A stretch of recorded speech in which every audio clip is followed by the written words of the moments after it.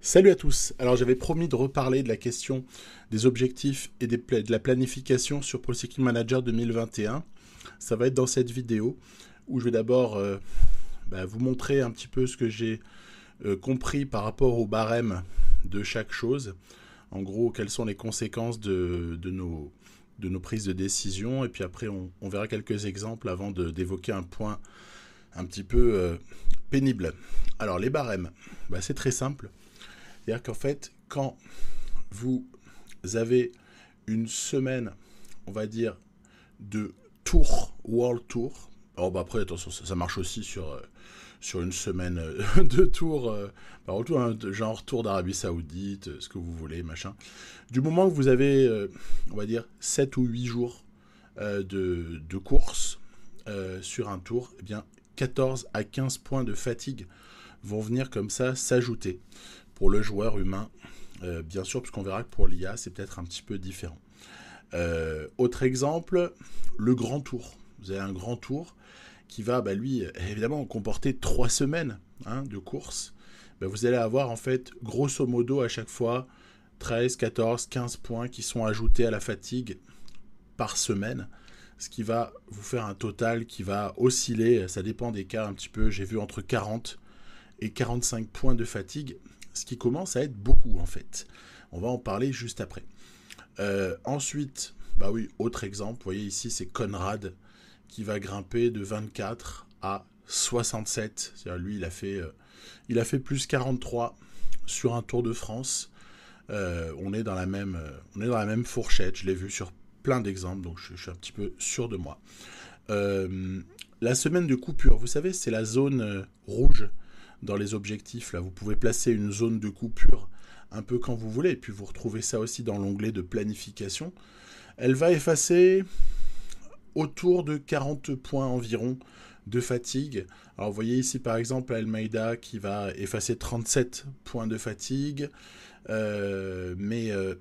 contre évidemment c'est une coupure. Donc forcément votre coureur perd des points de préparation, ce qui paraît très logique.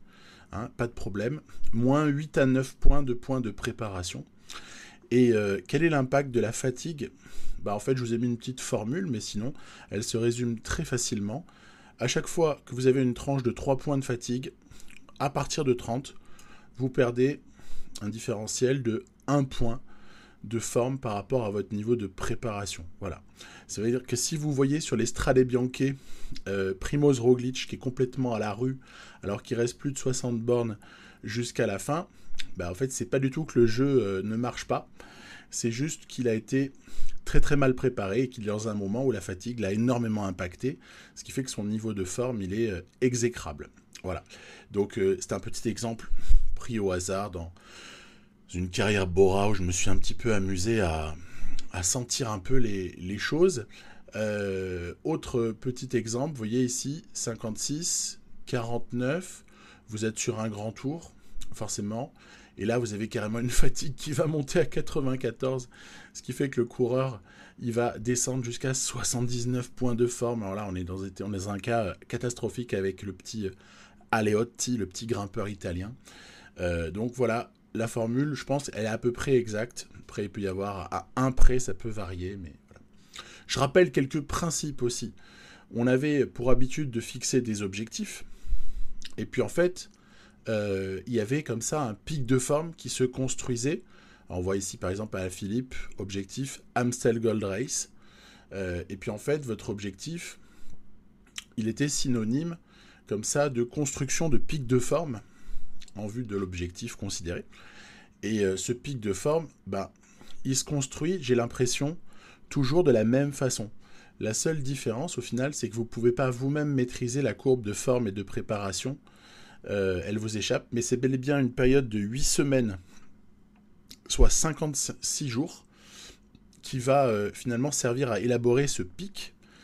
Donc là, on est par exemple sur l'exemple de, après Alaphilippe, Casper Asgreen, objectif sur le Tour des Flandres. Eh bien, 56 jours avant, il a commencé à fabriquer son pic de forme.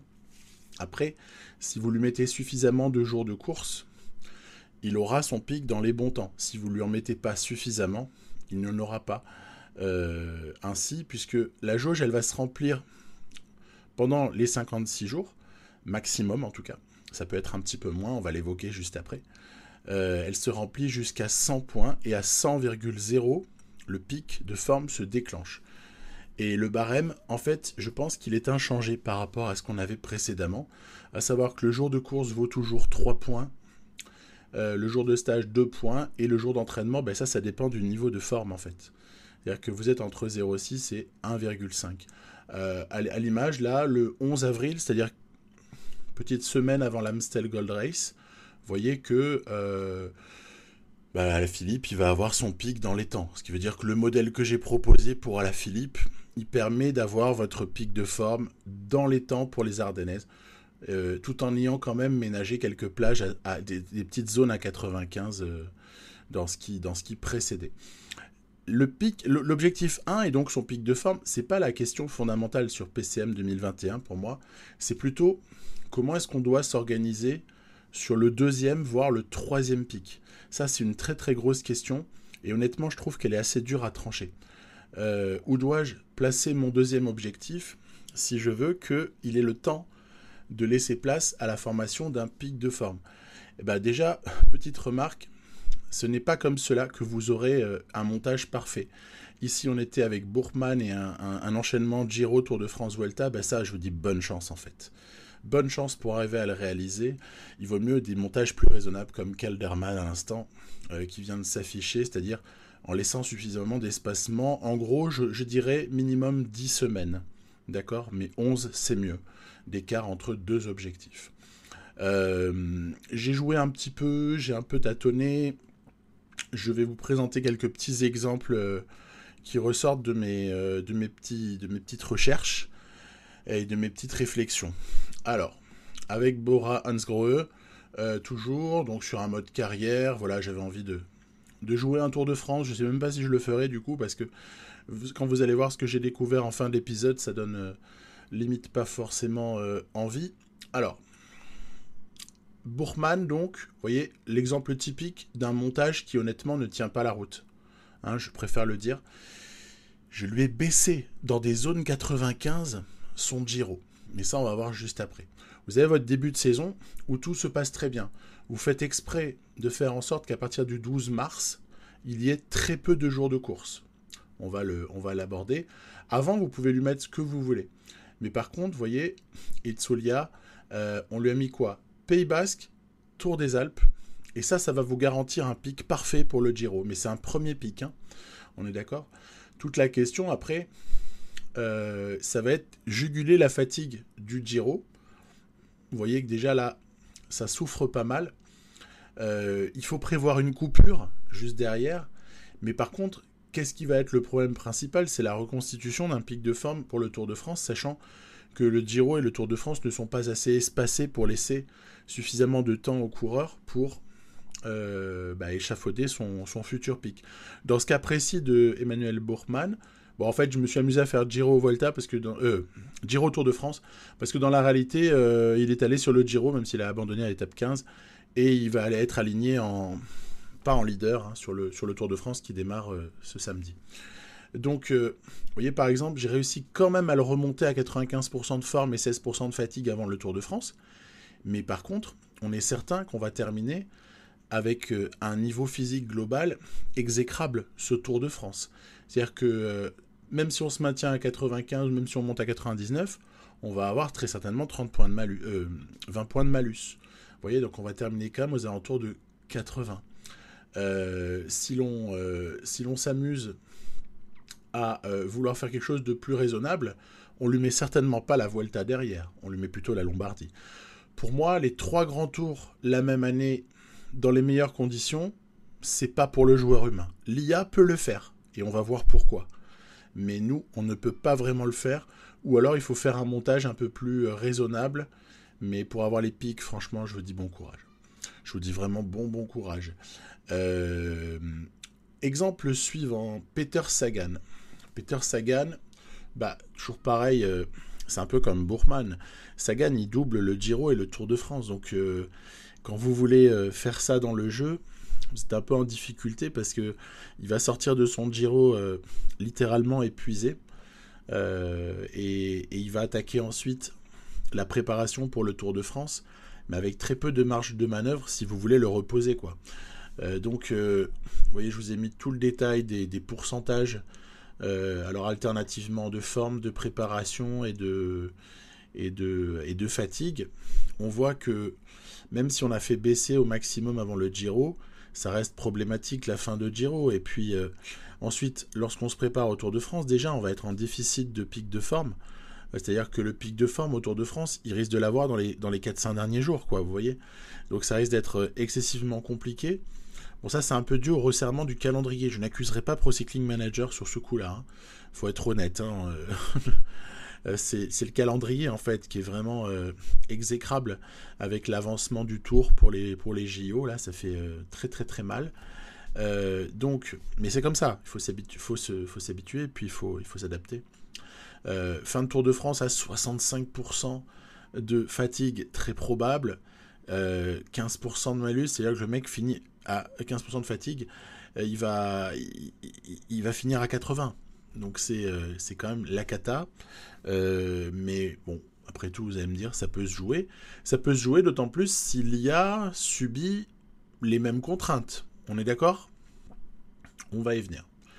Danielos, même combat. C'est le 3e larron en fait de la bande Bora-Hansgrohe qui double Giro et Tour de France cette année avec Sagan et Bourkman. Donc là aussi j'avais envie un peu de le faire en réalisme, puisque le défi d'enchaîner Giro et Tour de France, qui est quand même toujours intéressant sur Pro Cycling Manager. Hein. Après, tu peux pas être leader sur l'un et leader sur l'autre. Il faut être un peu en retrait sur l'un des deux pour pouvoir performer sur l'autre.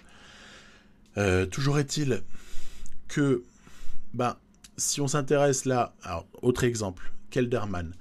Vous regardez ça, vous dites, dans le plan que j'ai échafaudé là, normalement, il est vachement plus viable que le plan précédent, évidemment, qui était surchargé et qui était très très difficile. Alors c'est vrai que le premier pic, il est très très facile à obtenir, il suffit de charger suffisamment en nombre de courses.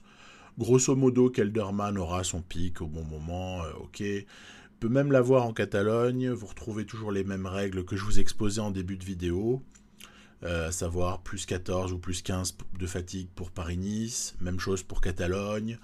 Vous baissez vous voyez ici par exemple encore une fois 37% sur votre semaine de coupure. Bon, bref, voilà, tout se passe plutôt bien, les courbes sont relativement maîtrisées. Le gars a eu l'occasion de performer, ou pas, mais peu importe, mais en tout cas, il a été en condition pour pouvoir performer. Et le début de saison, il se passe pas mal. En fait, là où ça va se gâter, c'est sur la suite. C'est pour ça que je vous dis que c'est très très perfectible en fait. C'est que ce modèle auquel on pense quand on essaie de reproduire ce qu'on savait sur Pro Cycling Manager précédent, mais en fait il est vraiment à améliorer, et puis on est obligé dans cette nouvelle version de penser différemment.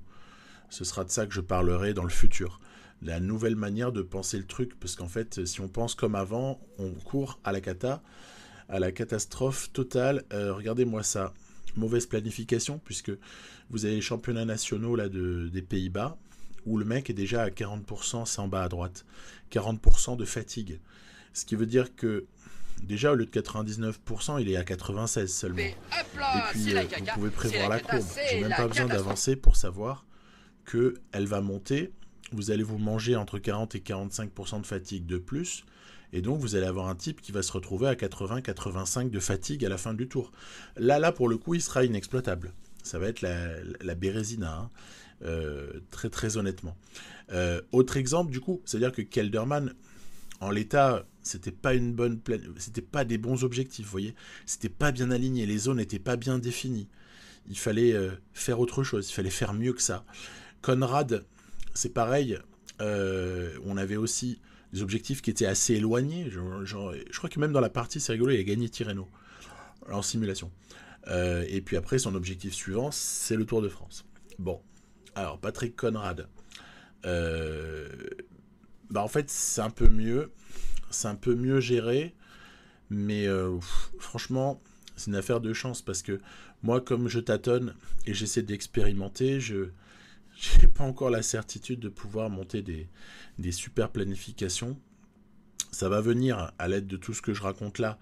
Mais pour le coup, là, c'est encore des contre-exemples que je vous montre de choses qu'il ne faut pas faire ou sur lesquelles il faut être vigilant.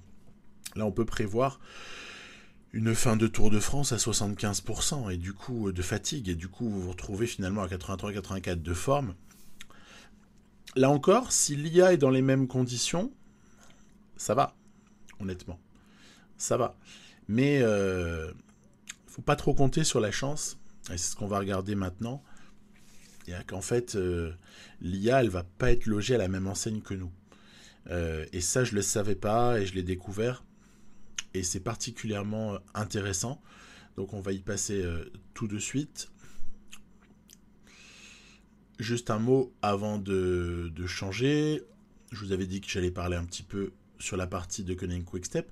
Bah là, il y a du boulot, par exemple. C'est-à-dire qu'en fait, comme on était dans un cas qui ressemblait un peu à ce qu'on a vu précédemment, on va dire avec Conrad, et encore c'est décalé, puisque les Ardennaises, c'est plus tard que Tirreno par exemple, à la Philippe, là je vous dis même pas dans quelle difficulté il est. Le 18 avril, à la Philippe, il a son pic, tout va bien, il va pouvoir jouer ses Ardennaises, ça va être exceptionnel, mais qu'est-ce qui va se passer après ? Bah, il va falloir se corriger vachement si on veut pas aller à la catastrophe pour le Tour de France. Et que dire du cas de Remco Evenepoel ? Honnêtement, si je fais pas quelque chose en urgence, là, c'est mort pour le Giro, il va terminer à 65% de fatigue et il va être complètement ratatiné. Donc, vous voyez, ce que je veux vous dire, c'est qu'il y a une approche des grands tours qui doit être mieux pensée et différemment pensée par rapport à ce dont on avait l'habitude. Je pense qu'ici la solution c'est de supprimer le Tour de Romandie et laisser parce que sinon vous allez encore rajouter 15%, vous voyez, environ, de fatigue. Et si vous voulez avoir un Remco en pleine bourre sur le Giro, et c'est ce qu'on a tous envie d'avoir quand on joue une carrière, vous avez envie d'avoir le vrai Remco, celui qui est capable de tabasser. Et bon, même là, on est en fiction totale, de taper Pogacar au sommet de la Colmiane. Ben, là, vu au train où vont les choses, c'est le mimi, c'est le rara, c'est le... Donc, évidemment, vous vous demandez de quel miracle je parle et quelle est cette horrible courbe d'entraînement en bas à droite. Là, ce planning d'entraînement est quand même complètement horrible. Bah ouais, je me suis incrusté comme d'habitude via PCMCE, je vous ai déjà parlé de ça, il y a les liens, etc. dans d'autres vidéos. Je me suis incrusté chez UAE pour commencer, pour regarder un petit peu comment est-ce que Tadej Pogacar était préparé, vous voyez. Bon, on s'aperçoit que le début de saison, c'est boîte de nuit, restauration rapide, il y a zéro hygiène de vie. Le mec, il est complètement aux abois. C'est même à se demander comment c'est possible d'avoir un début de saison aussi mal planifié. Donc je me suis vachement interrogé. Et puis là, il y a un miracle. Regardez-moi ça. Regardez, il avait un objectif sur les Strade Bianche, d'accord ? Objectif sur les Strade Bianche, tu fais retour 0. Alors qu'il était à presque 60 points de fatigue. Le mec revient à 0 de fatigue, comme par hasard, juste après les Strade Bianche, qui était son premier objectif. Ça, c'est moi qui vous le dis, parce que je l'ai regardé. Ensuite, Ardennaise. Ok, classique, visiblement, sur PCM 21. Poggi qui vise plutôt les Ardennaises. Là encore, bon, la courbe, à la limite, ici, je la discuterai pas trop. Je la trouve pas tendancieuse. En revanche, ce que je trouve excessivement tendancieux, c'est cette courbe pendant le Tour de France. Est-ce que vous avez observé ce qui se passe ? Vous avez un type qui est surchargé de courses avant le Tour, d'accord ? Et qui va miraculeusement, au début de la deuxième semaine, passer à 0 point de fatigue, le tout en conservant ça. Alors du coup, ça m'a interpellé. J'ai regardé, est-ce qu'il y a d'autres types dans son cas ? Vous voyez, genre Davide Formolo. Tiens donc, sur son objectif Paris-Nice, il a aussi bénéficié d'une grosse coupure. Alors la courbe de Formolo, elle donne des cauchemars à toute personne qui aime planifier sur ce jeu. Le choix des objectifs, mais il est catastrophique. T'as pas le temps de te reconstituer des pics et tout ça. Par contre, l'IA lui fait un cadeau. Vous avez vu comme moi. T'arrives sur ton objectif. Oh bah tiens, il y a la fatigue qui chute. voyez ? Donc, ça m'a mis la puce à l'oreille. Je me suis dit, attends, mais en fait, est-ce que ce serait pas lié aux objectifs à chaque fois du coureur ?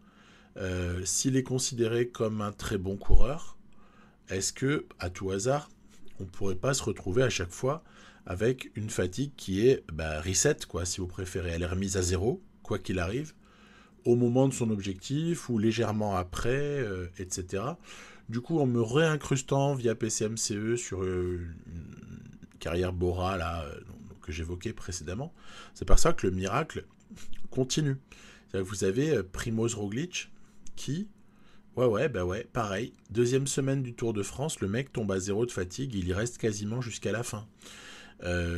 Précédemment, objectif ardennaise, à la limite, là aussi c'est pareil, pas grosse contestation à faire.